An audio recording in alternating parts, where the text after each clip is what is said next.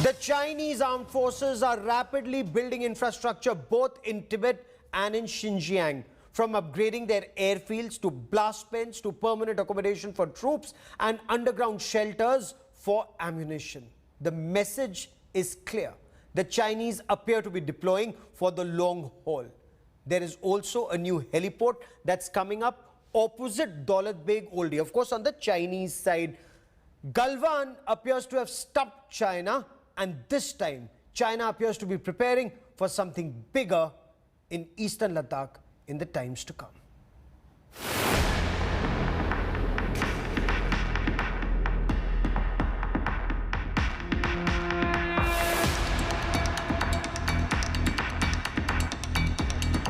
After it got a bloody nose at Galwan and a year-long stalemate along the line of actual control, China is rapidly strengthening its military posture in Tibet and Xinjiang.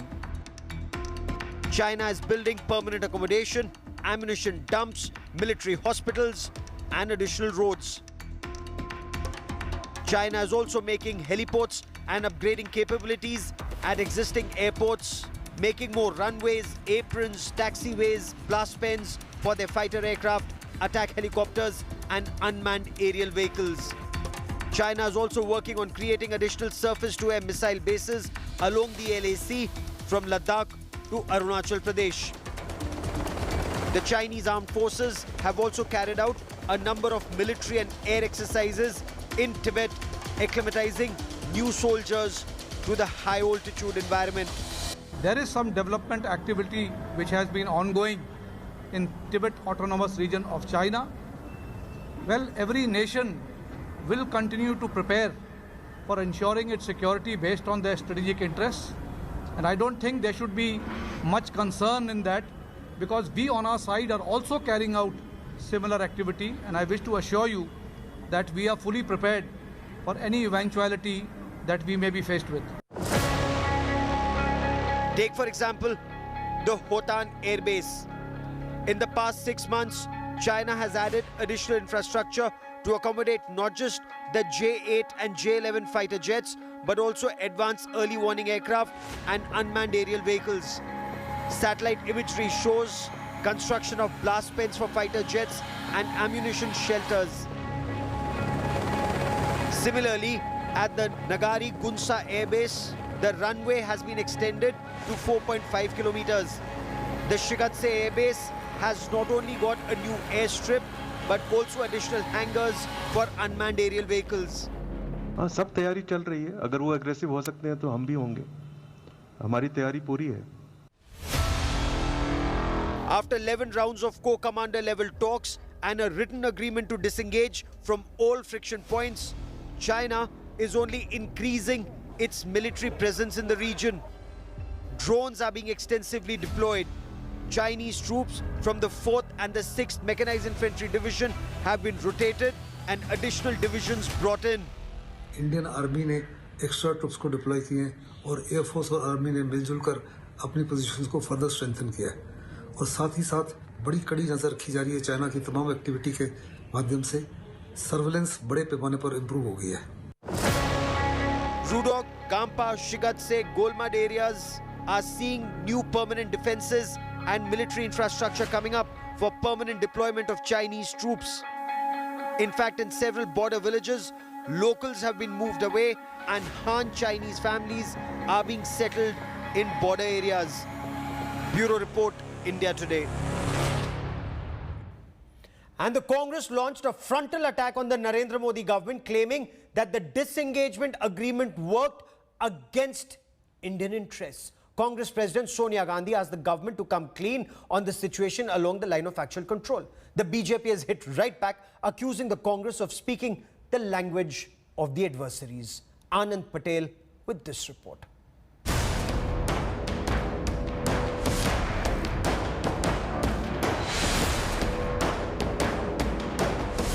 Cold tension at the line of actual control between India and China for over a year led to a hot exchange between the government and the opposition.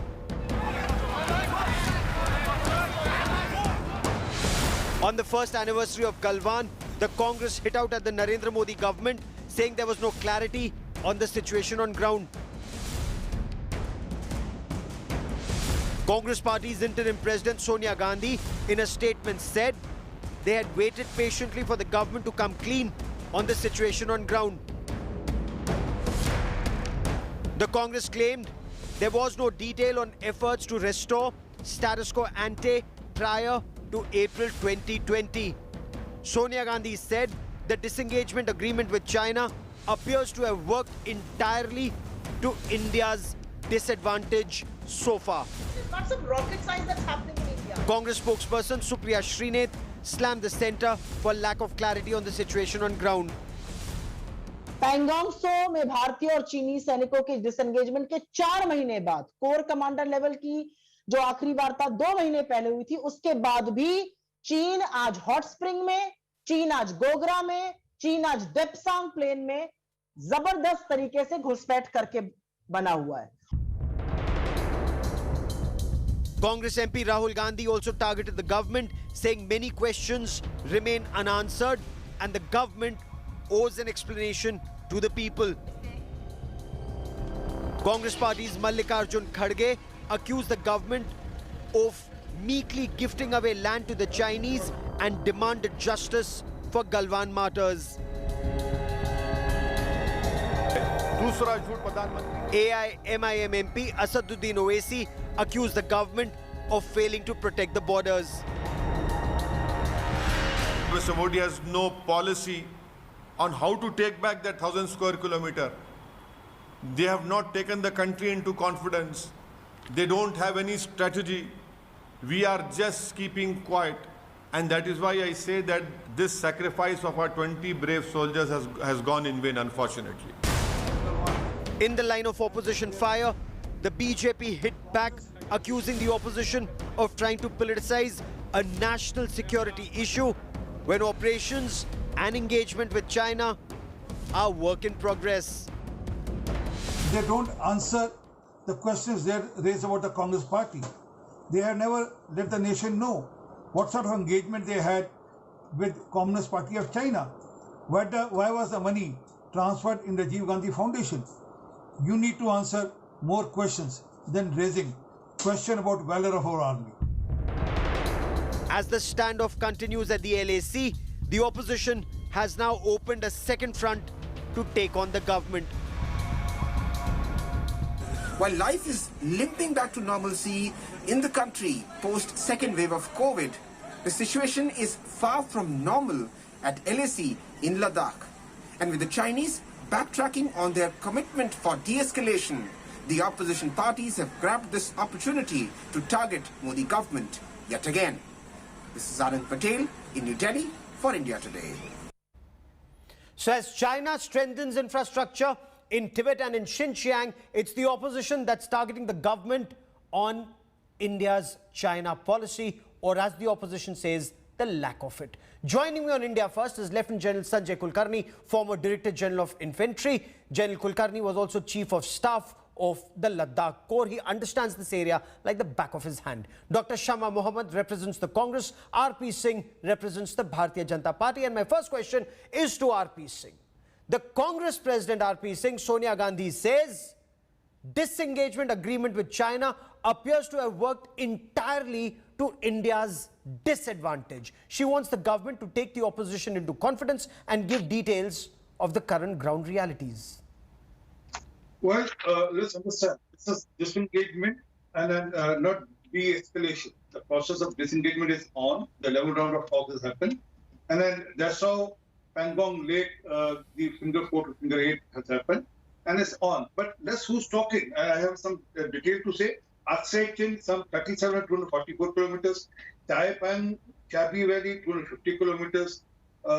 In 2008, Zorawar Fort, Damchok was taken over, is in possession of China.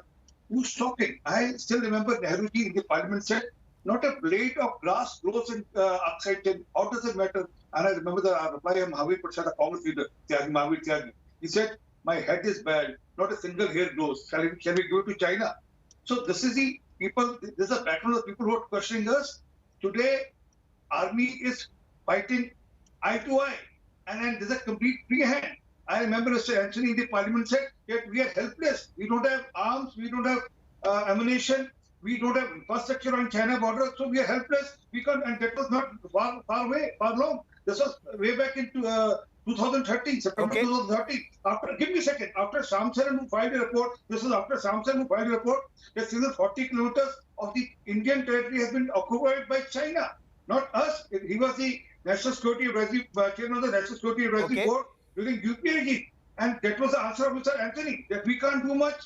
Sir, but Dr. today, Shama Mohammed, China, according to that Russian agency TASS, suffered 45 fatalities at Galwan, got a bloody nose at Galwan, disengagement at Pangong So after the QPQ operations have taken place. Now China is strengthening its infrastructure. Government says this is work in progress, the disengagement, and the fact that China is strengthening its infrastructure in Tibet and Xinjiang is proof it did not get what it wanted. India hit back. Gaurav, another second, sorry. Gaurav, hold on, hold on, sir. Let Dr. Shama Mohammed respond. Shama Mohammed, 1 second. Let her respond. I'll come back to you. I'll come back to you for another intervention. Gaurav, 1 second, only 1 second. I mean, let's all pay homage to our soldiers. I mean, let's pay salute to our brave soldiers, including Captain Colonel Santosh. Yes, sir, we began the bulletin with that. Sir, let's stay on the substantive point at this point of time. It's a serious charge that the opposition is leveled. Shama Mohammed, government says we are fighting back, not ceding territory. Gaurav, you must give me uninterrupted time, Absolutely. just like you gave the BJP spokesperson. First and foremost, when our soldiers were brutally martyred in Galwan Valley, the Prime Minister comes on television and says, nobody has entered into this land and no army post was taken. What was that about?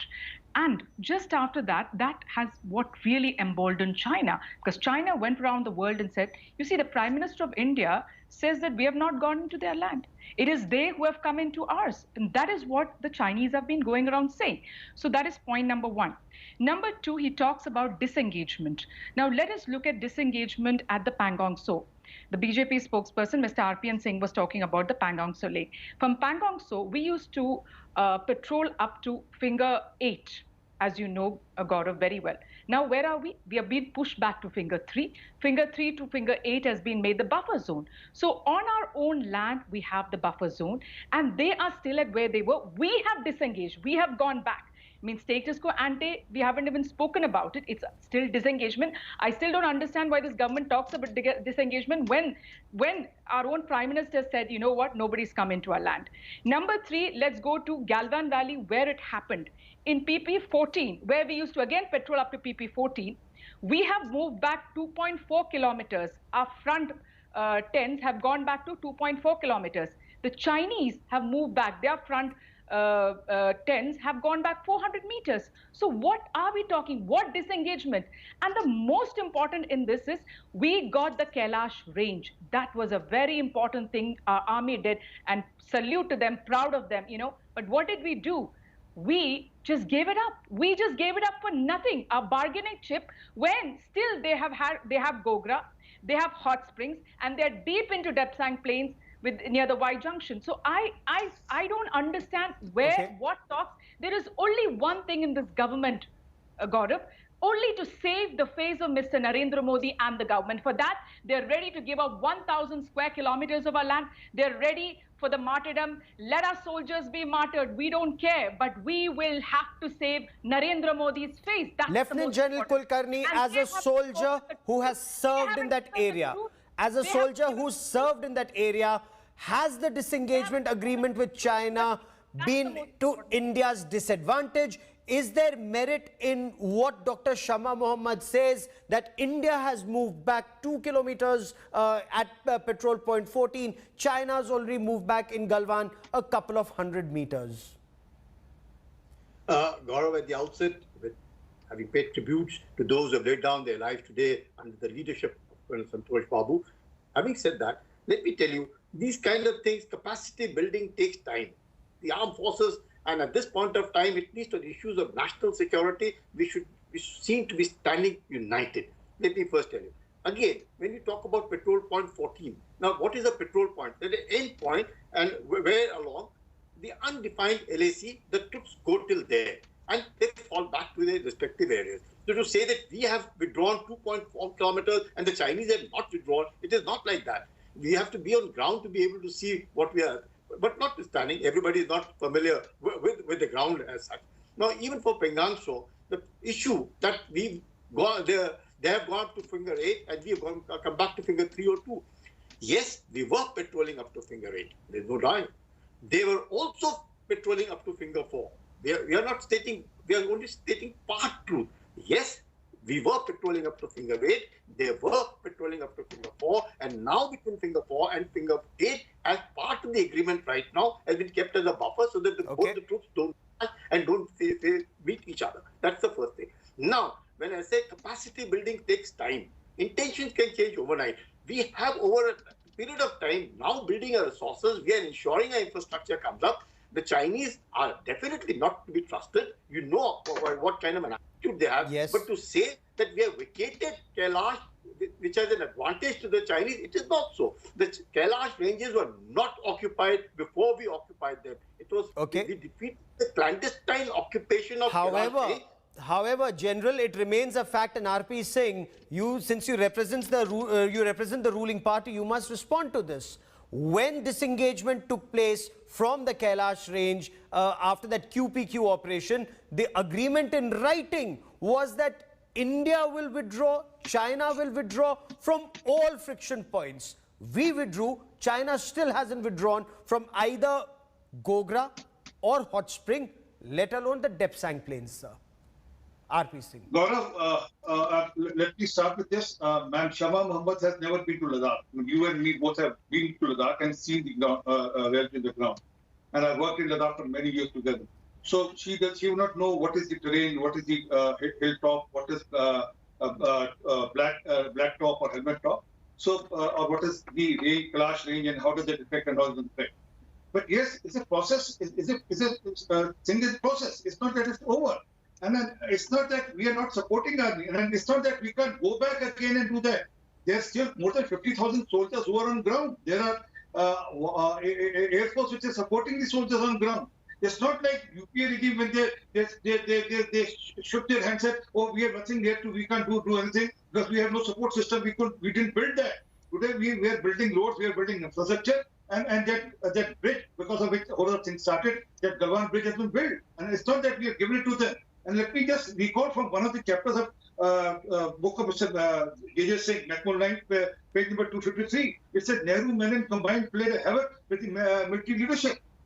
So it's not that way now. So what has that to do with today's situation, sir? I tell you, the reason is that today government is supporting the military all out. And then it has given free hand. It's not like hands tied in UPA regime also. The air chief said that we wanted to attack Pakistan and we were not allowed. People who mock army, valor of army, people who says surgical strike or vertical strike, and who says Sadak Shah Bunda to the army general, they talk about valor of army. I mean, Dr.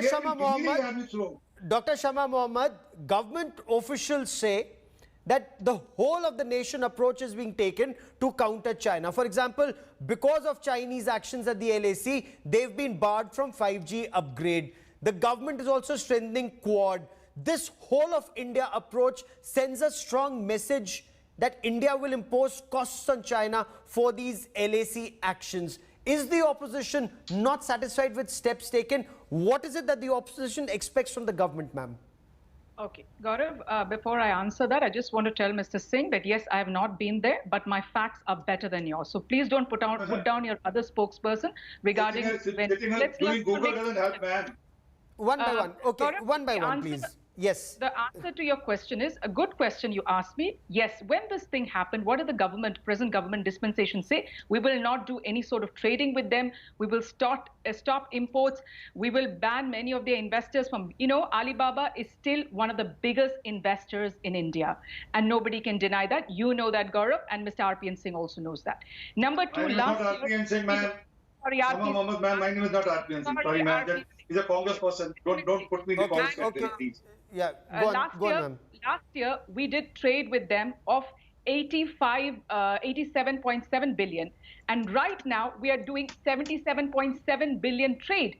Our biggest trading partner used to be the United States. But now you know who's our biggest trading partner? Is China. So where have we gone down? We are still trading with them. China is exporting like anything to us, even when there's an economic slowdown. So there a is 5G nothing, upgrade, no, if China is nothing. banned from it, it doesn't make a difference according to you? What about the trade? I am talking about 77.7 billion trade, and From we have a trade 85 deficit, we have a million. trade surplus.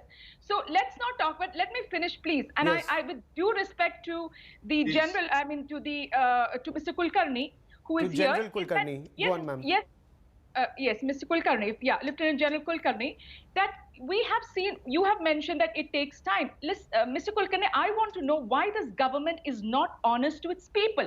Call in all the opposition members or opposition parties. Tell us what is happening exactly. What is the truth out there? Why hide the truth, number one? And number two, if we have disengaged or we have not disengaged, why is it not there? Why is Mr. Modi not holding a press conference and telling us the truth? Why has the Cabinet Committee on Security not met and discussed about it? There are various things, and all those satellite images tell the truth. How much they can lie to us, the satellite images are telling the truth. There is Okay. no answer even now on... RP Singh, respond. I'll get the general to respond on the factual position on ground. But on the political point, RP Singh, Sonia Gandhi also raises the point, why would the Prime Minister not take the opposition into confidence? These are very important. Ma'am, I'll come to the Depsang Plains point in just a moment. You've raised a very valid point. I'll come to Depsang Plains in just a moment. But what is Rahul Gandhi saying? What is Mallikarjun Kharge saying? Mallikarjun Kharge says, 1 year, the sacrifice that has been made by 20 brave soldiers, government has meekly surrendered land to China. RP Singh, response, sir. I'm sorry, it's other way around. And she's telling that why don't we take them in confidence? You declare, open your agreement which you have done in 2008 with Communist Party of India, the Congress Party of India, the Communist Party of India. They have done an agreement. You disclose that and tell us for what. Rajiv Gandhi, I never interrupted. You interrupted, ma'am. Sorry, ma'am. And then Rajiv Gandhi Foundation got huge tons of money, crores of rupees in their account. For what?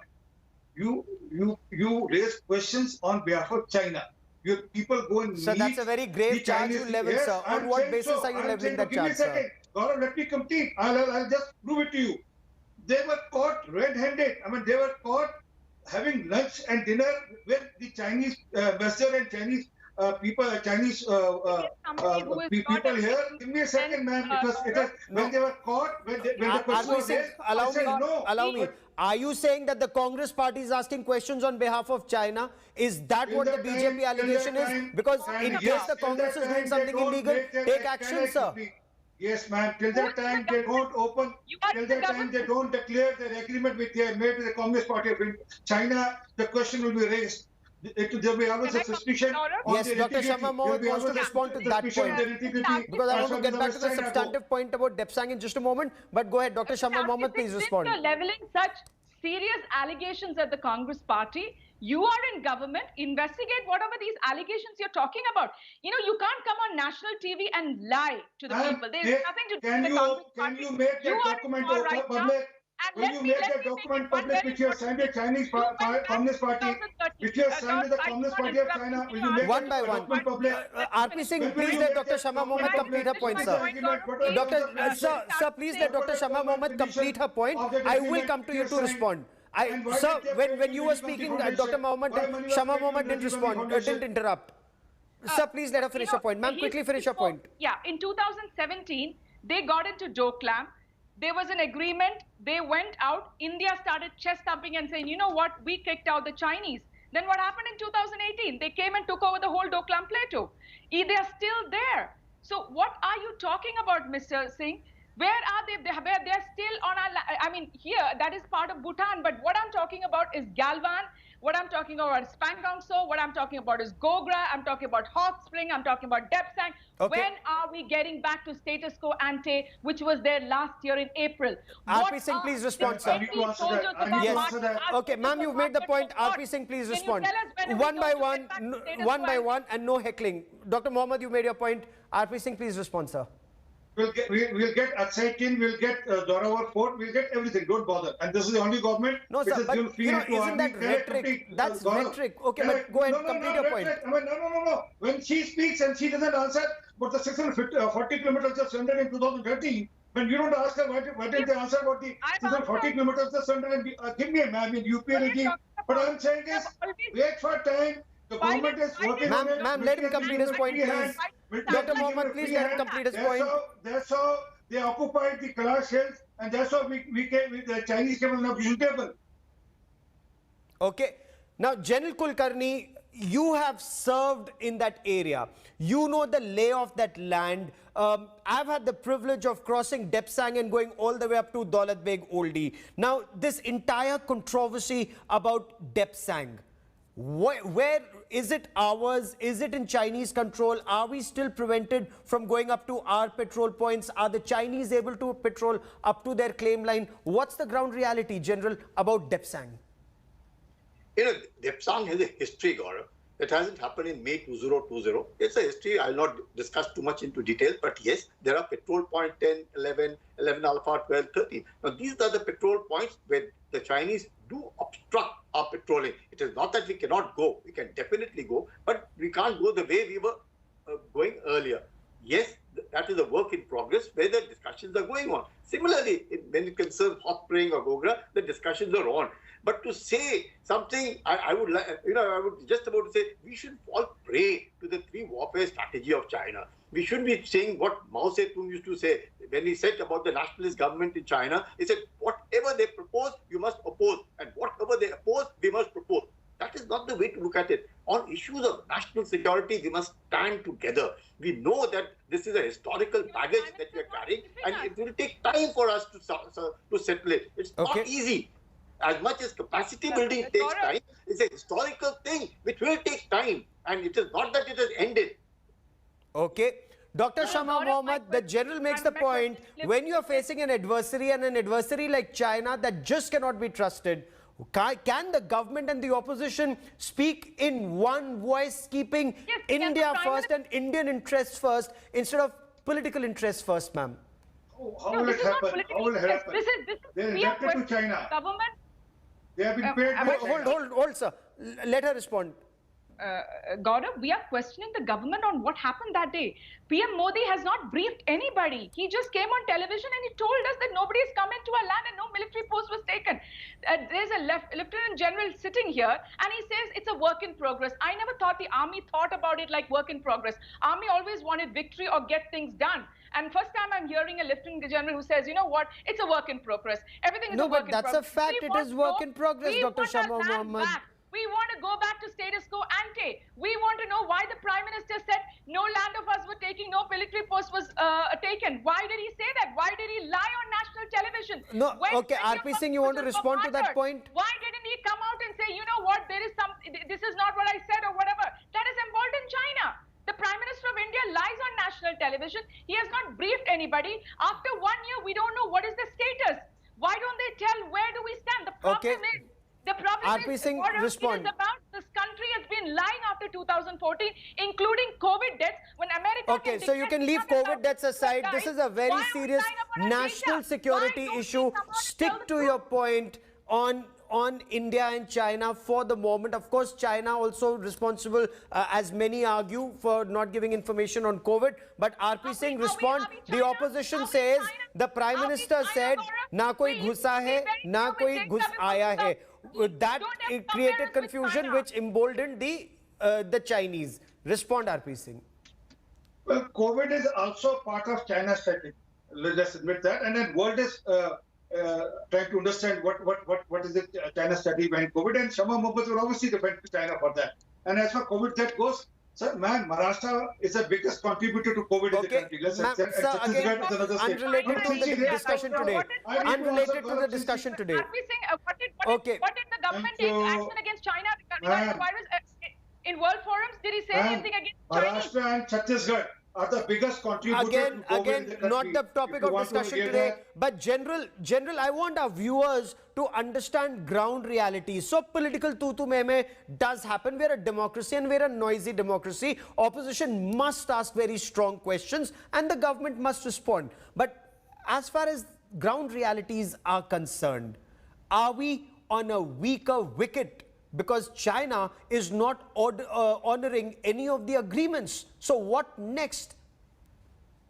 See, definitely, Gaurav, China is not honoring its agreements. China is not to be trusted. There were peace and tranquility agreements. And now, just as a fact on ground, I would like to clarify, when you talk about Pangangso, because that is something which everybody seems to know between finger 4 and finger 8. Now, there's an agreement that we go up to finger 8.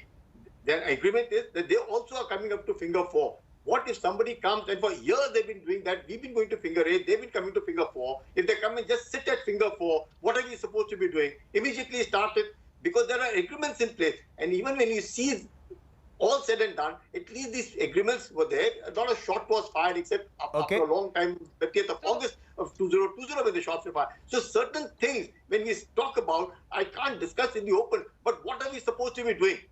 When they have come from finger 8, they do come up to finger 4. We go to finger 8 and they come and sit down at finger 4. Every time they would go back to finger 8, there's a change, because now you find that the Chinese have changed. They are a tough opponent to be handled. It's a challenge. Chinese are a threat. Therefore, the entire nation are united to fight the Chinese. And unless, not just everybody in India has to be a soldier to be able to fight the Chinese. I find this kind of kind of statement being given, I think it's incorrect. We must stand united. I will let that be the last word. United against the enemy like China. Okay, India must stand united. Perhaps the government needs to brief the opposition in private. Brief them. Tell them what's the ground reality, so that at least India speaks in one voice and China understands that India will not accept these Chinese transgressions. But we'll track that story very closely. Dr. Shama Mohammed, RP Singh and Jalil Kulkarni, many thanks for joining me. Now, 1 year ago, this time, India and Indians, we will not forget that night of 15th of June 2020. 20 brave Indian soldiers made the supreme sacrifice of their lives as they pushed back Chinese at Galwan. The Chinese were trying to come in. The Chinese were trying to occupy Indian territory, but our brave Indian soldiers prevented that. The Indian side was tasked to build an observation post to keep an eye on the adversary. The Chinese came armed with iron nail-studded metal rods, and against all odds, the Indian Army braves pushed the Chinese back. According to Russian wire agency TASS, the Chinese suffered 45 fatalities that night.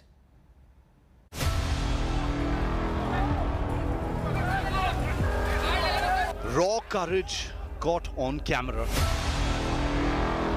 A young army captain leads the charge in knee-deep, icy water of the Galwan River to push back Chinese army soldiers creeping forward on June 15th last year. Courage got on Chinese cameras as the young braveheart stares the enemy down. Inspired by this brave officer, Colonel Santosh Babu, commanding officer of the 16th Bihar Regiment, led from the front, he was tasked to construct an observation post at Galwan. The Chinese attacked the Indian army at the line of actual control. But despite being outnumbered, Chinese soldiers pelting stones from adjoining heights and attacking with sharp metal rods with spikes, Colonel Santosh Babu refused to be evacuated and led from the front. He was awarded the Mahavir Chakra posthumously.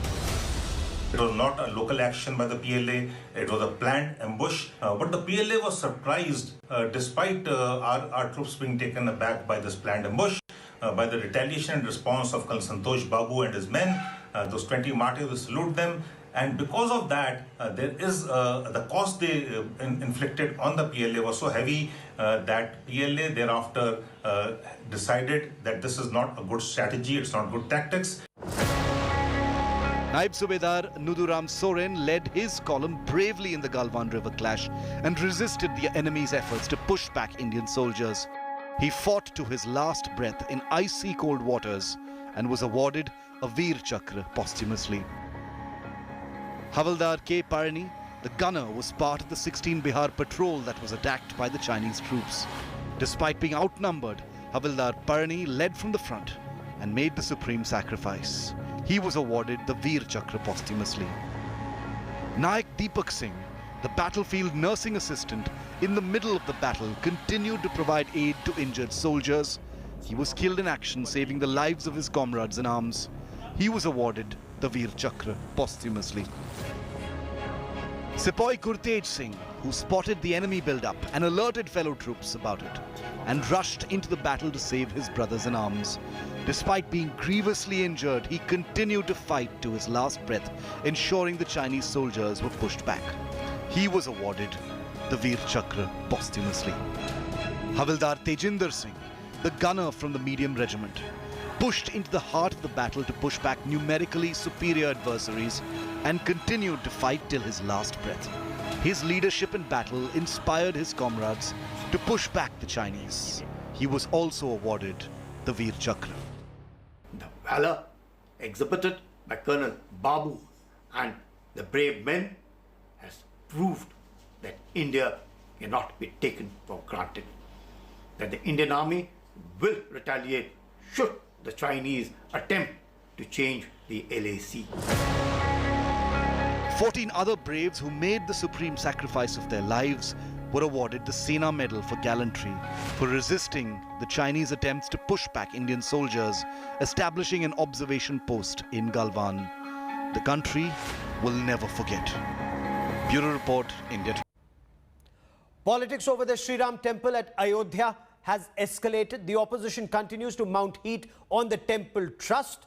The trust, incidentally, vehemently denies any wrongdoing. This, as one of the sellers of that land bought by the temple trust, has turned out to be a Samajwadi Party worker.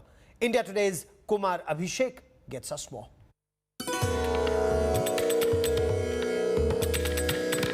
A mandir in the name of Lord Ram. A grand project that will be a dream come true for many in Ayodhya. But even as the temple construction gathers pace, an unsavory scandal has brought the spotlight on its promoters.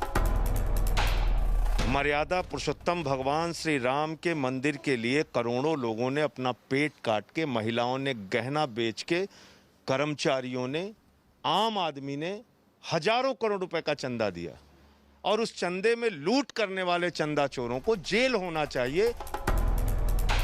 The Ram Janmabhoomi Temple Trust is firefighting allegations of a scam in the purchase of land. It has rubbished the charges of any financial wrongdoing and even has the backing of the man who sold the land. 2 crore रुपए 19 में जो है इसका rate आया. 1 करोड़ से 2 करोड़ कैसे हुआ? क्योंकि समय इतना अंतराल जो है बढ़ा, उसके हिसाब से जिससे हमारे एग्रीमेंट हुआ उससे ये डील हुई कि भाई हम 2 करोड़ में देंगे, 1 करोड़ में आप नहीं देंगे. सर्किल रेट बढ़ गया. सर्किल रेट बढ़ गया. 2 करोड़ रुपए में हमारी उनकी डील हो गई. ये सन 2011 से 11 साल में ये हुआ है. तो चूंकि आज से 10 साल पहले हमने जो जमीन खरीदा था, उसको अगर हम आज से 11 साल के बाद जो है अगर हम उसको बेच रहे हैं तो ये कोई मिनटों का सौदा नहीं है, काफी पुराना जो है. Opposition parties have claimed that land bought at 2 crore at 7:10 p.m. on March 18th was sold to Temple Trust 10 minutes later at 18.5 crore rupees. The Temple Trust says the purchase was totally transparent. A report on it was even sent to Centre, BJP and RSS. किसी भी जमीन की कीमत बढ़ना ये हमेशा होता रहता है. ये वो सब नेता हैं जिन्होंने राम के अस्तित्व को मानने से भी इनकार किया हुआ है. ये केवल बात का बतंगड़ बना रहे हैं. But SP Supremo Akhilesh Yadav is unconvinced. He has demanded the resignation of all trust members who were part of the deal. कम से कम जिन पे आरोप लगे हैं, जो वो ट्रस्ट के मेंबर हैं, सबसे पहले तो उन ट्रस्ट के मेंबरों को अपने पद से इस्तीफा दे देना चाहिए, क्योंकि मर्यादा पुरुषोत्तम राम के लिए अगर कोई काम हो रहा हो और प्रश्न उन्हीं पे लग रहा हो जो ट्रस्ट के लोग हैं जिन्हें संभालना है सब कुछ। The BJP government in UP has dismissed the charges made by Akhilesh. कोई घोटाला नहीं हुआ है। देश के राम भक्तों का भरोसा और विश्वास श्री राम जन्मभूमि तीर्थ क्षेत्र ट्रस्ट के प्रति था, है और आगे भी रहेगा। और जो राम भक्तों की भावनाओं के साथ खिलवाड़ करने की या घटिया राजनीति करने की कोशिश चाहे सपा या अन्य कोई भी दल कर रहा है, उसको निश्चित तौर से जवाब राम भक्त देंगे। Interestingly, Sultan Ansari, who bought the land in the first place and later sold to Ram Temple Trust, had fought elections for a councillor post on a Samajwadi Party ticket. With Samarth Srivastav, Bureau Report, India Today. Uttar Pradesh Chief Minister Yogi Adityanath has slammed Congress Party MP Rahul Gandhi over his comments on an attack on an elderly Muslim in Ghaziabad. The Chief Minister accused the former Congress president of spreading lies and accused him of trying to defame the people of Uttar Pradesh. Now, this stinging attack comes after Rahul Gandhi tweeted that true devotees of Lord Ram cannot do this, and such cruelty is shameful for both society and religion. On the 5th of June, a video went viral online showing Abdul Samad, a Muslim man, being thrashed by 6 people who forcibly cut his beard. Now, according to the Ghaziabad police, this had nothing to do with religion, but an altercation between 2 groups, and there were members of both communities in that group that attacked this man. It's Act 2 of the Natak in Karnataka. There is a rebellion against Chief Minister B.S. Yediyurappa. Now, these tremors have been triggered by reports that 50 to 60 MLAs want Yediyurappa to be replaced. The Chief Minister has hit back. He's flaunted support of Lingayat seers. Will Yediyurappa survive? Remains the big question. The war is on. The rumblings are real. And the end game could be the most unthinkable upheaval for Chief Minister Yediyurappa, with the BJP government firmly sitting in factions for and against the Chief Minister. Wheels have begun to turn, both within the party and in the Chief Minister's office. Most crucially, the BJP's Karnataka unit will hold a core committee meeting on June 17th, amidst all this talk of leadership change in the state. The party's Karnataka in charge will use the meeting to submit a mood of the party report to the BJP High Command in Delhi. Breaking his silence a few days ago on speculation over the speculated leadership change, Yediyurappa said he will resign only when they ask him to do so. ಎಲ್ಲಿವರೆಗೆ Delhi high command ನನ್ನ ಬಗ್ಗೆ ವಿಶ್ವಾಸ ಇರುತ್ತೋ ಅಲ್ಲಿವರೆಗೆ ಮುಖ್ಯಮಂತ್ರಿಯಾಗಿ ಮುಂದುವರಿತೇನೆ. ಯಾವ ದಿವಸ ನೀವು ಬೇಡ ಯಡಿಯೂರಪ್ಪನವರೇ ಅಂತೇಳಿ ಅವ್ರು ಹೇಳ್ತಾರೋ ಆ ದಿವಸ ರಾಜೀನಾಮೆ ಕೊಟ್ಟು ನಮ್ಮ ರಾಜ್ಯದ ಅಭಿವೃದ್ಧಿಗೋಸ್ಕರ ಹಗಲು ರಾತ್ರಿ ಕೆಲಸ ಮಾಡ್ತೇನೆ. ಆದ್ರಿಂದ ಯಾವುದೇ ಗೊಂದಲದಲ್ಲಿ ನಾನಿಲ್ಲ. But Yediyurappa is matching his words with some signature flexing of his Lingayat muscle. Yediyurappa's son, B.Y. Vijendra, a party vice president himself, has held meetings with prominent Lingayat seers, raising eyebrows in political circles. All of them, MLAs are also trying to gather their support. CM is also trying to gather support. But still, with the entire state in a big loss, at the time of COVID, we all are suffering. We are suffering. We are begging for lives. They are begging for power. With that talk, Yediyurappa will not continue in the top post, and attempts are underway to unseat him. The imagery also serves as a reminder of Yediyurappa's strength. As Yediyurappa has not gained support from his MLAs, his family has now turned to seers from his community to rally behind him. However, this meeting is termed as a courtesy call, but the political message is strong and clear. But as we have reported before, Yediyurappa, the Lingayat strongman, cannot be easily dethroned, and has proven in the past that looking beyond him can be a problematic exercise for the BJP. But if Mission YEXIT does manage to gather strength, if BJP High Command decides to replace Yediyurappa with another Lingayat, these are 4 probables. And if BJP decides to go with communities other than Lingayats, these are the 4 probables.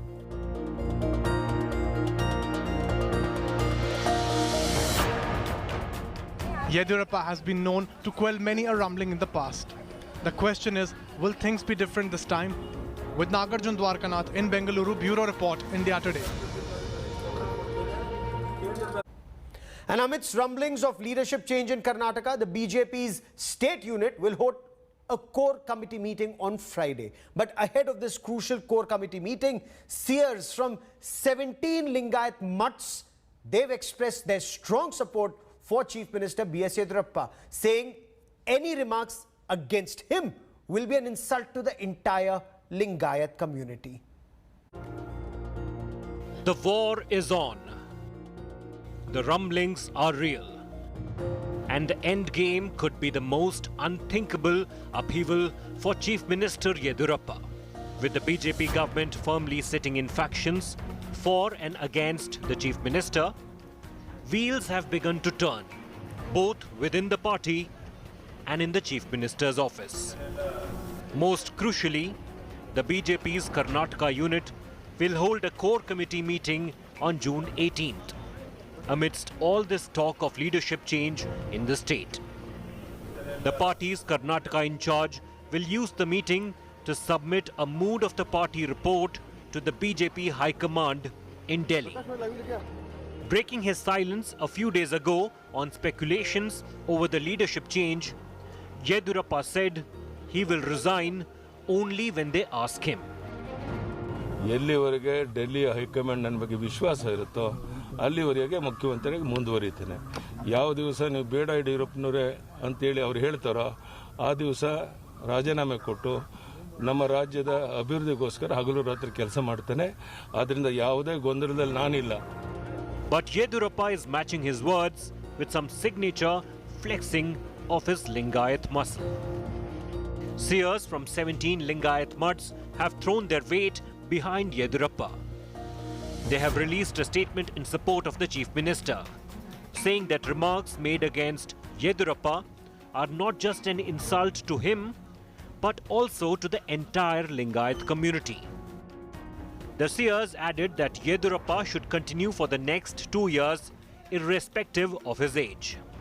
The support for Yediyurappa came days after his son met Lingayat seers. As we have reported before, Yediyurappa, the Lingayat strongman, cannot be so easily dethroned, and has proven in the past that looking beyond him can be a problematic exercise for the BJP. But if mission YEXIT does manage to gather strength, these are the 4 probables. Laksam Savadi, who is the present Deputy Chief Minister, Murgesh Nirani, who is a Cabinet Minister, Basangowda Yatnal, present MLA and former Union Minister, or Basavaraj Bommai, present Cabinet Minister. And if BJP decides to go with communities other than Lingayats, these are the 4 probables. CN Ashwath Narayanan, present Deputy CM, Pralhad Joshi, present Union Minister, Ishwarappa, present Cabinet Minister, or Govind Karjol, the present Deputy CM. Yediyurappa has been known to quell many rumblings in the past. The question is, will things be different this time? With Nagarjun Dwarkanath, Bureau Report, India Today. Well, that is all we have time for on India First this evening. Many thanks for watching. For all the latest news and updates, log on to indiatoday.in. You can also download the India Today app.